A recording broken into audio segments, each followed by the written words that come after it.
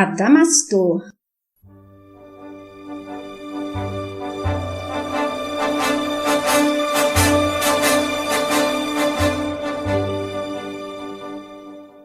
Ícaro redimido.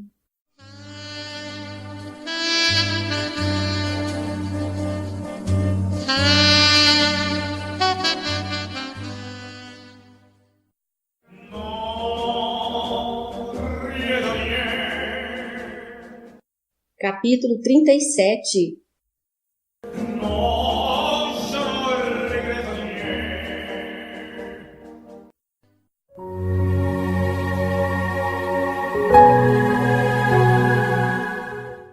Em um campo de luzes.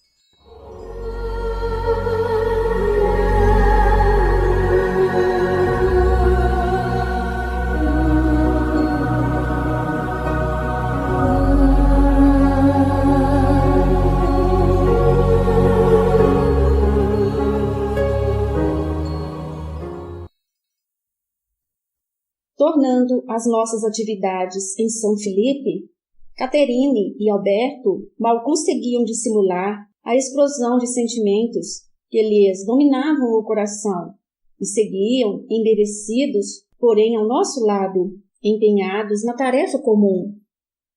Reassumimos nossas visitas diárias às frentes de batalhas, executando nossa tarefa como programado, e sempre que retornávamos, podíamos vê-los permutando amistosos diálogos, sem, contudo, demonstrarem as paixões comuns dos enamorados.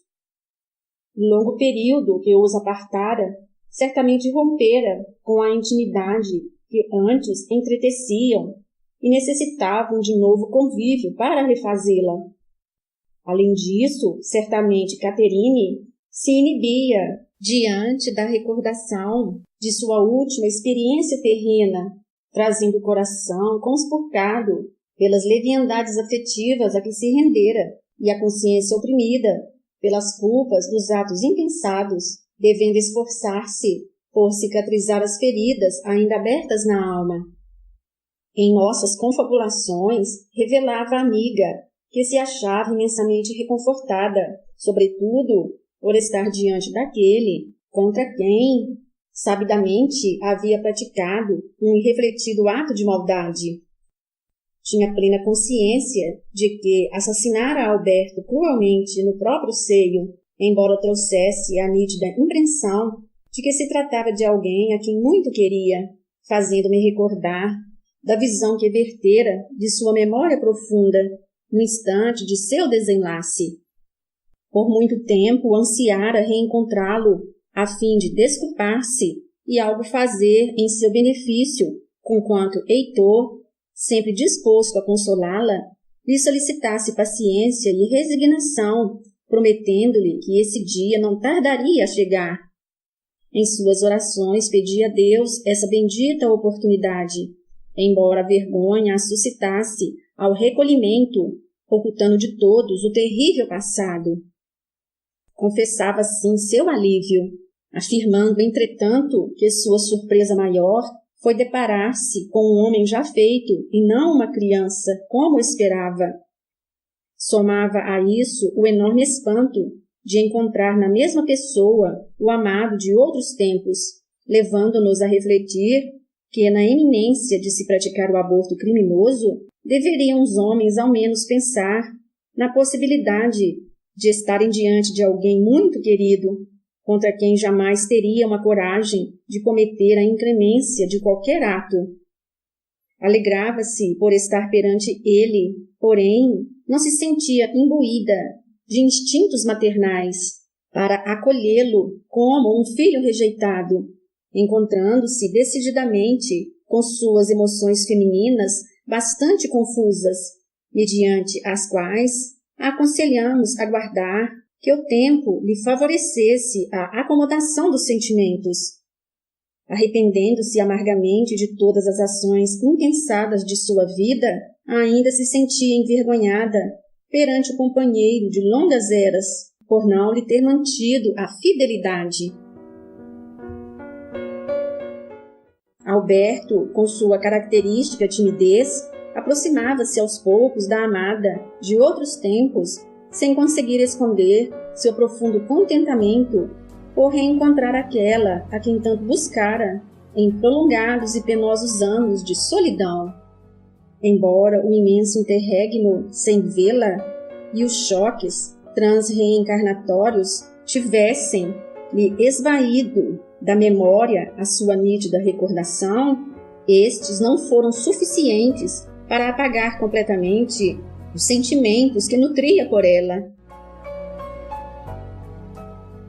Contudo, a afetividade, por tanto tempo reprimida na última solitária incursão terrena, distanciara-lhe também do exercício da afeição, exigindo-lhe que o coração se acomodasse paulatinamente aos novos anelos que agora voltavam a vicejar em sua alma. Destarte, as circunstâncias no momento eram adversas e ambos deveriam se empenhar com afinco em prol dos sofredores da guerra, aguardando que a paciente obra do tempo, que opera milagres em nós, refizessem-lhes as relações de estima vigorosas, porém ainda adormecidas no coração. O espírito desencarnado detém as mesmas expressões de sentimentos da vida na carne e permanece imbuído de idênticas atrações amorosas que nos entretecem as construções afetivas.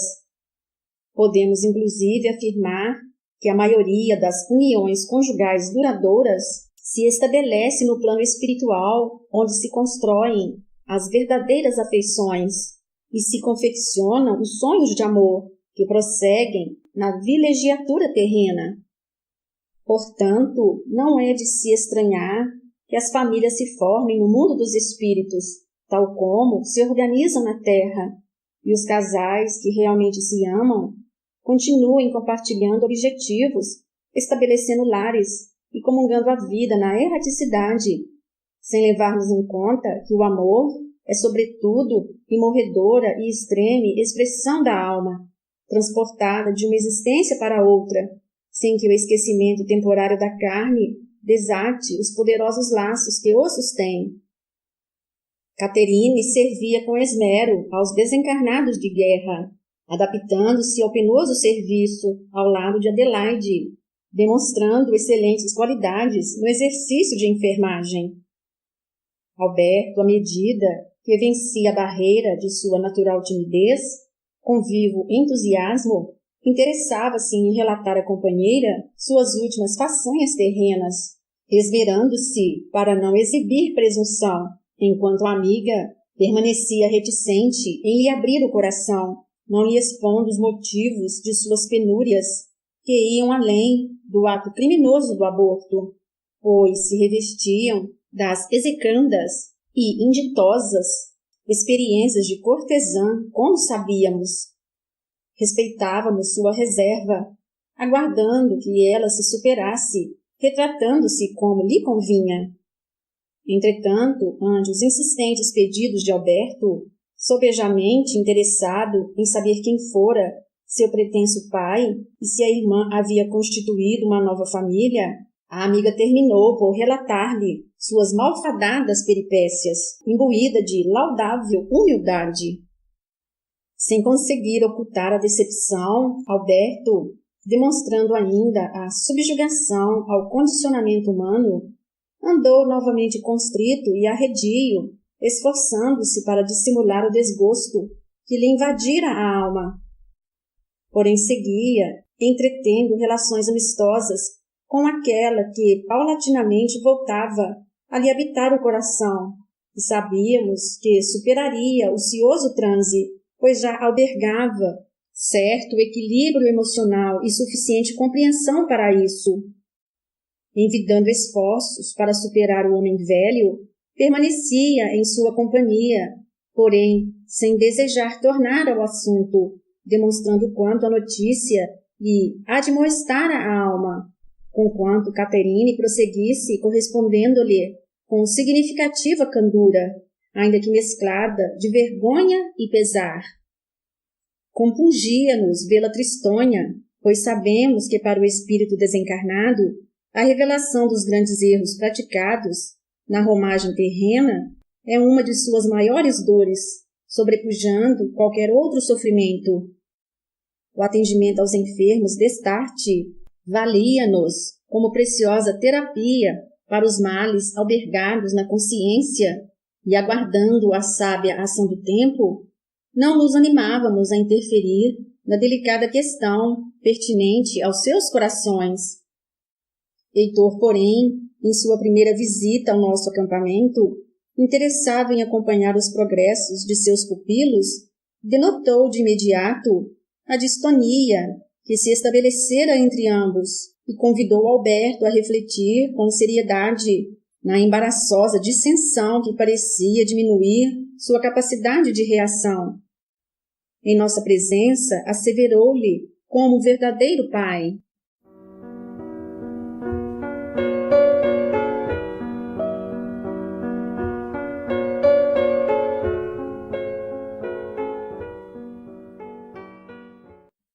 Filho, quando você irá abrigar-se definitivamente nas assertivas evangélicas? Ouço seu coração nublando-se de indignação, assumindo a postura do atirador de pedras diante da sincera confissão de Caterine, que com humildade expôs-se à sua compreensão. Na vivência essencial que já desfrutamos e no patamar de conhecimentos que já adquirimos, não nos convém estacionar nos melindres humanos inferiores, vivenciando ciúmes injustificáveis. Não ouvide que sua parcela de responsabilidade nas transatas desventuras de nossa irmã é considerável, pois sua irrefletida infidelidade ao envergar a promíscua figura do padre Bartolomeu, eivada de improbidades sexuais, maculou-lhe o digno coração de mágoas e forneceu exemplo para desmandos de igual natureza. Como lhe exigir fidelidade em uma união que você mesmo se apressou a desrespeitar? Você foi o primeiro a se prostituir nas peias da libido enfrene. E recorde ainda que foi você quem dela se distanciou por imposição da castidade compulsória necessária ao seu reequilíbrio.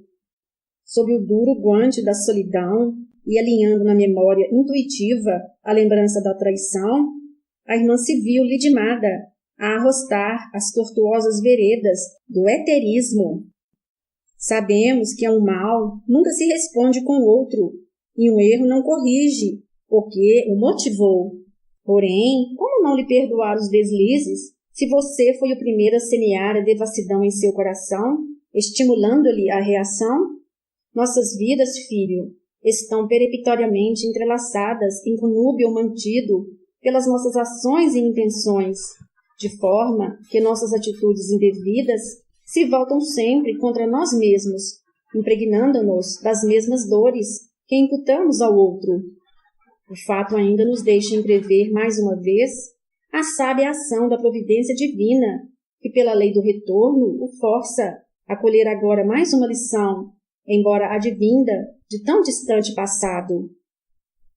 Ante o constrangimento do companheiro, o estimado preletor, acolhendo-o em afetuoso olhar e abraçando-o, continuou com a autoridade que lhe competia, coagindo-o a realinhar os sentimentos de acordo com as recomendações evangélicas. Contrita-me sobremaneira vê-lo em atitude de reprovação e injusta cobrança de fidelidade. Desfaça a máscara de ignominia que lhe veste a alma e acolha no coração aquela que lhe é verdadeira alma gêmea. Aprenda a amar sem caprichos, a fim de que seu amor não se converta em amargo fel, oprimindo a pessoa querida.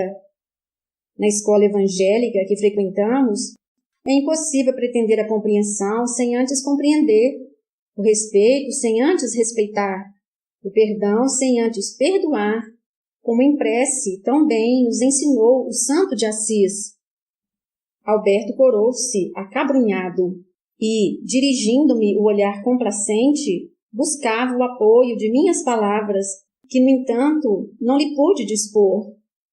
Calando-se diante da realidade, sem ter o que dizer em sua defesa, e apercebendo-se perscrutado pelo pensamento do Magno Espírito, tratou apressadamente de modificar os sentimentos, e em breve víamo-lo remindo os danos do coração, retornando ao bom humor, irradiando alegria diante de sua amada, para alívio de todos nós, denotava que rapidamente superara o desabrido transe emocional.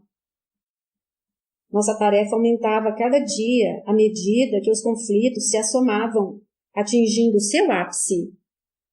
As forças aliadas invadiam o sul da Itália, iniciando a cruenta reconquista dos territórios ocupados pelo eixo, deixando-nos entrever que os embates se intensificariam assustadoramente por tempo prolongado.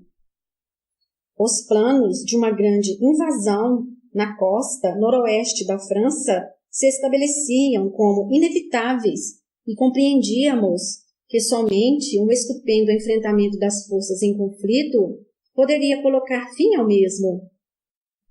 Todas as possibilidades de um armistício sugeridas pelo plano espiritual superior e que poderiam ser ouvidas por aqueles que detinham o bom senso encontraram-se com o fracasso.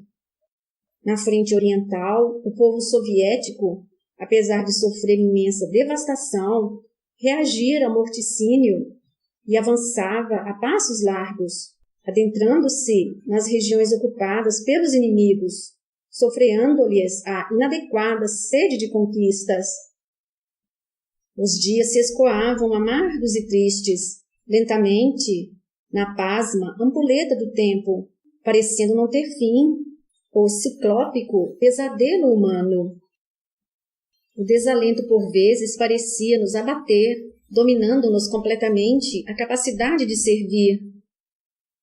Destarte, espíritos superiores em atitude de imenso esforço se manifestavam por vezes, ainda que debilmente ao nosso lado, em meio às emanações da barbárie humana, cuidando-nos com imenso carinho e sopesando-nos o ânimo combalido. Exortando-nos ao trabalho, traziam-nos palavras de reconforto, acalentando nossas tristes horas com o bálsamo da esperança e demonstrando-nos que a luz crística continuava a brilhar por sobre a sombria furna humana, onde se chafurdava a maldade sem limites. Os desencarnados se somavam aos milhões e nossos acampamentos e hospitais logo se tornaram insuficientes para a acomodação do elevado número de necessitados. Muitos sucumbiam de fome ou frio, em completa situação de desamparo, sem que nada se pudesse fazer, enquanto outros eram desapiedadamente maltratados até a morte, nos formidandos campos de concentração, em injustificáveis exibições de crueldade. Lares de encarnados, desde que possuíssem um mínimo de equilíbrio espiritual, passaram a receber aqueles que não tinham onde serem acomodados. Os óbitos em condições trágicas, em proporções jamais presenciadas, exorbitavam nossa capacidade de serviço e, infelizmente, muitos tardavam em encontrar o socorro, pois não alcançávamos atender a todos. Trabalhávamos incansavelmente, dia e noite, orando com extremado fervor para não fraquejar ante o assédio das poderosas forças do mal em ação no orbe. Certos de que, por cima do céu tempestuoso, resplendia ainda, sereno e imperturbável, o sol de todos os dias, cuidávamos de fazer o bem que nos competia, sem esmorecer apesar da exaustão. E sob o caos da destruição, a sabedoria da lei prosseguia, confeccionando destinos em conformidade com a semeadura de cada um, onde quer que se encontrasse. As forças mantenedoras da integridade da vida continuavam a suster o planeta, e o plano espiritual, atento aos movimentos inadequados das massas enfurecidas, tomava providências para que os danos se limitassem ao menor possível e a paz tornasse a resplandecer em seus benfazejos rincões. As turbas humanas desvairadas, comandadas pela loucura e norteadas pelo ódio, seriam frenadas por suas próprias inépcias e insopitáveis ânsias de conquistas. Heitor, que de contínuo nos visitava, sempre nos trazia notícias de seus assistidos, relatando-nos os ingentes sofrimentos a que se submetiam os famígeros semitas.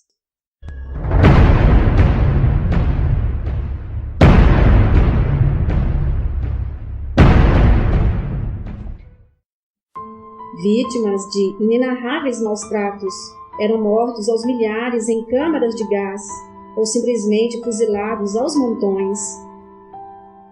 Aqueles que denotassem saúde para trabalhar eram escravizados e submetidos a árduas tarefas e poucos sobreviviam por tempo considerável, enquanto outros ainda eram usados em exóticas e terríveis experiências médicas, como se fossem meros animais de laboratório.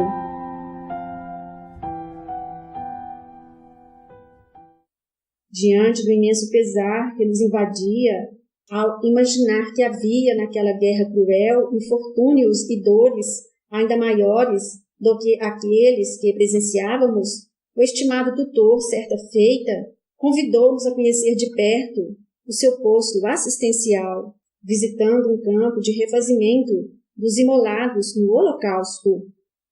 Foi assim que, certa feita, demandamos a seara de trabalhos cristãos de nosso querido preletor.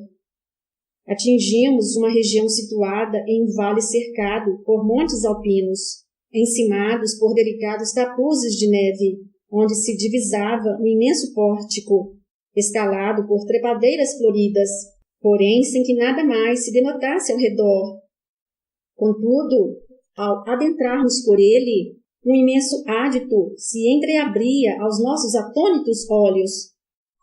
Uma bucólica paisagem se derramava a perder de vista, qual diferenciado mundo dimensional além do espaço que ocupávamos. Imediatamente fomos tomados por acolhedora temperatura e envolvido por inebriantes essências florais.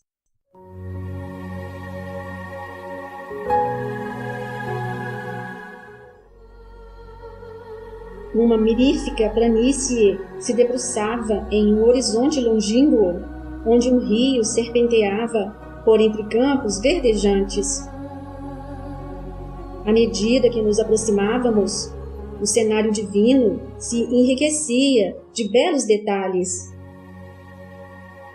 Rebanhos de ovelhas pastavam em nostálgico campo pastoril, sob cálido sol, em meio a reconfortantes sombras.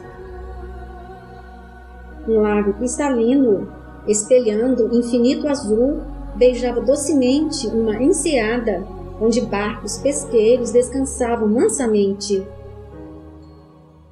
Oliveiras enfileiradas enfeitavam os montes próximos e singelas casas bordejavam por entre jardins esplêndidos, matizados de tons multifários e luzidios. Transeuntes serenos percorriam as alamedas amplas, acolchoadas de relvas macias, e crianças corriam alegres e despreocupadas, sob o olhar cândido de mulheres afáveis. O clima transpirava imensa calma, adornado por melodias de pássaros, sobrepondo-se a fundo musical de cascatas, preenchendo o silêncio da paz que de imediato nos invadia.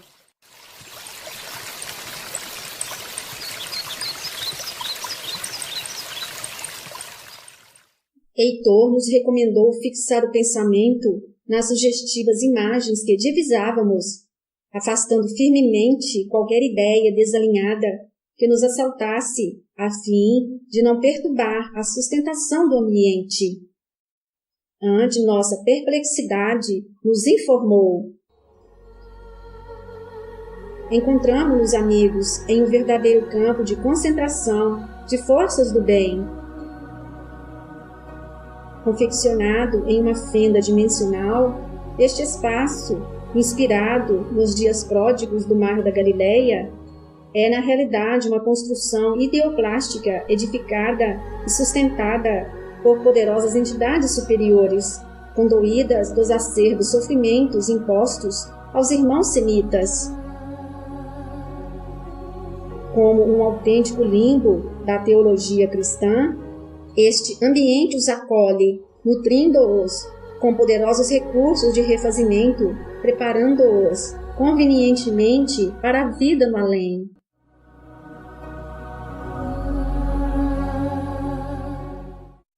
Pasmos diante do inusitado campo de forças mentais.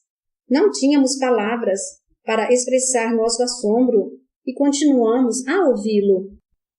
Famílias são aqui reunidas e recebem a palavra consoladora de preletores que se lhes apresentam como antigos profetas bíblicos, despertando-lhes recônditas emoções em base à fé que professam. Vivem aqui um verdadeiro interregno entre a vida física e a espiritual, percebido como um sonho real, afigurando-se-lhes a verdadeira terra prometida, que por tanto tempo lhes acalentou os anseios. Realmente estávamos em um genuíno oásis em meio a um inferno em que todos vivíamos. Prosternados, reconhecíamos o imenso poder do bem, que, sob o broquel divino, e desde que haja mérito, é capaz de superar todos os empecilhos do mal. Antes, porém, que perguntássemos, Heitor nos esclareceu. Não se iludam. Não estamos o tempo todo em trabalho, neste páramo de inefável quietude, enquanto os amigos servem em meio aos adidos infernais, sob o fogo acirrado da ira. Nosso atendimento tem-se feito principalmente junto ao sofredor ainda na carne, ou prestes a se desvencilhar dela. Como certamente os irmãos haverão de se recordar, habilitei-me na arte da tortura nos afligentes tempos da Inquisição, e agora estou me adestrando no ofício do bálsamo, envolvendo os supliciados em fluidos anestesiantes e assistindo suas mortes, muitas vezes lentas e penosas.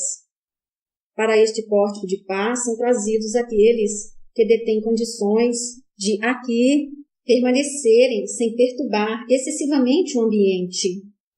Como puderam de notar, a maioria dos que aqui se aloja é composta de crianças, mulheres e idosos, pois boa parte dos flagelados não guarda condições de se albergar neste cenáculo sublime.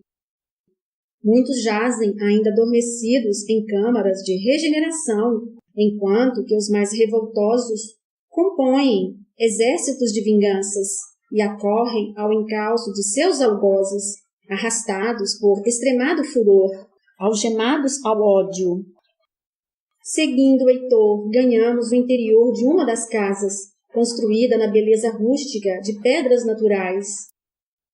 Adentrando-a, aspiramos de imediato reconfortante fragrância de sândalo, que, segundo nos informava o tutor, é capaz de arrefecer os eflúvios do ódio. Enfermeira de aspecto angelical, assistia um velho esquálido, recém-desencarnado, sem dúvida submetido à atroz e prolongada fome, tendo ao lado uma senhora de cabelos alvos, sustendo-o no colo, que o preletor nos indicava tratar-se de sua esposa desencarnada e já recomposta do transe. Em respeitoso silêncio, deixamos o paradisíaco local, reconhecidos ao estimado amigo por nos proporcionar momento de refazimento e consolo, assegurando-nos que, por maior nos pareçam a desdita e a maldade humana, o Senhor provê recursos suficientes para suplantá-las. Assoberbados pelas excessivas crueldades que presenciávamos, respirávamos, enfim, um campo de elísia paz. Extasiados diante do imenso poder do bem, tornamos refeitos aos nossos prementes afazeres.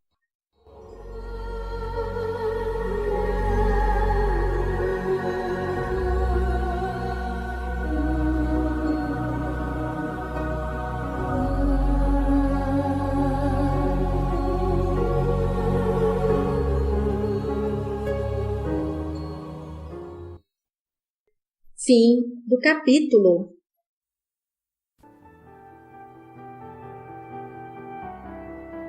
E ele lhes propôs esta parábola, dizendo: Que homem dentre vós, tendo 100 ovelhas e perdendo uma delas, não deixa no deserto as 99 e vai após a perdida, até que venha a achá-la?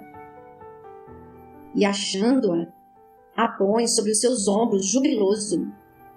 E chegando a casa, convoca os amigos e vizinhos, dizendo-lhes: Alegrai-vos comigo, porque já achei a minha ovelha perdida. Digo-vos que assim haverá mais alegria no céu por um pecador que se arrepende do que por 99 justos que não necessitam de arrependimento. Lucas 15, versículos de 3 a 7.